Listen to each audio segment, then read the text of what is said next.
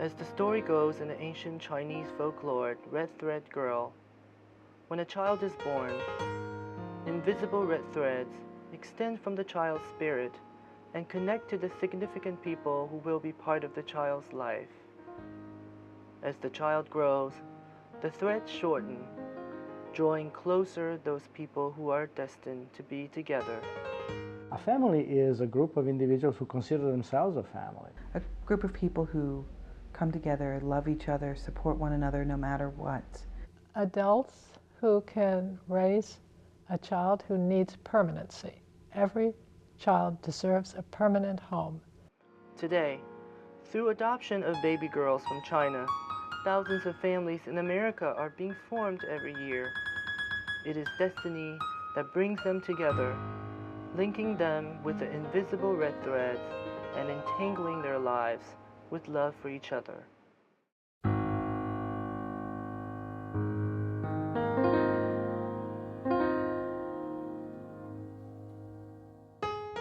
China is the most populous country in the world. A one-child policy is imposed in this society that traditionally prefers sons to daughters. Since the mid-1990s, it has become one of the main sources for international adoption for Americans. Currently, there are more than 28,000 girls adopted from China living in the United States. Among them, 4,681 were adopted last year. One-child policy really grew beginning in the 70s and grew larger as it went on. And a young couple getting married signs a paper that says they will only give birth to one child. There are some exceptions. A farmer who gives birth to a daughter first is allowed to try one more time, but if the second child is a daughter, that's it. And they aren't allowed to try a third time. Certain minorities are allowed to have 2 children. Xiaoning Wang is a businesswoman from Beijing, China. She runs an online store that markets Chinese culture products and has been closely involved with families with children from China. The Chinese prefer sons, and they think when the sons get married and the sons don't leave a home, don't leave families, and they stay with the families and they get wives to their families. So the wives come and join the family and they will take care of the parents. And that's a tradition, that's a Chinese tradition. You always have to take care of your parents. And the other side is in the field. And in the field, in the countryside, if they work in the field, and they, of course they need the sons because they are strong and they can work harder. That's the, all people perceive that way. Bob Teichman and Barbara Frankel of Towako, New Jersey, adopted their first daughter, June, in 1995 from Hubei province. They went back to China in 2000 to adopt their second daughter, Lily, from Hainan province. Actually, neither of us wanted to have children at all up until we got to a certain age. Once we were a certain age, we wanted to have children, and then we had a medical issue where it was too late anyway. I watched an interview on a news talk show of a woman minister. But she went over to China as a single mother to adopt a daughter.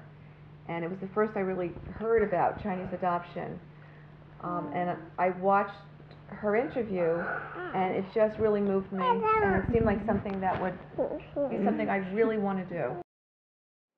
Robert Hill and Susanna Jacoby of New York adopted their daughter Eleanor from Jiangxi province in July 2000. They consider themselves an unconventional couple because of their age difference and turned to Chinese adoption. There is domestic adoption available, but it takes a very long time. And we're such a non-traditional couple that we were convinced that a birth mother would be less likely to choose us. The most difficult thing about the domestic adoption scene is that there is nothing that's predictable. Every single case is absolutely unique, and you do not know how anything is going to happen. But with China, for instance, you can predict the sequence of events. If we just do these steps, then over time, it will come to pass. My name's Barbara Knapp, and this is my daughter Laura. I adopted her in 1994 when she was almost 8 years old, and she's now almost 15. I waited a long time to become a parent, and when I decided to become a parent, I knew that I was past the stage of wanting to do diapers and be up all night walking the floor, and that I needed an older child. And I knew that an older child needed another chance.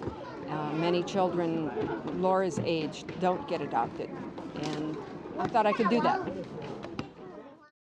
Fabio Giraldi-Carazzi and Paula Swartz of New York adopted their daughter Francesca in January 2000. They're in the process of adopting a second daughter and are planning to travel to China in the fall of 2002. There seems to be, quote-unquote, a shortage of children in the States. A lot are assigned by private adoption. And I think also there is a high degree of uncertainty because natural mothers at the last minute may change their mind. So people have been waiting sometimes for years, and they see their expectations and their hopes dashed at the last minute. So we really wanted to avoid that emotional roller coaster. I never even gave it a second thought. I think as soon as we decided to adopt, it was like I just started thinking about, you know, the different international programs, and I started, you know, reading and doing research on the internet about adoption internationally. We didn't even, you know, look into domestic at all. It was never really a thought. The process of Chinese adoption involves an incredible amount of paperwork. Couples or individuals over the age of 30 with stable financial background are eligible to apply. The fees and expenses for the whole process range from $15,000 to $30,000. The day that we met June, there was a lot of excitement. I remember leaving the hotel and getting on a minivan with Bob and our diaper bag, which we had loaded exactly the way the list told us to load it. And I remember the van with the children, with the babies, arrived first. And we were all so excited. We all ran off the van and chased the nannies up the stairs after our children.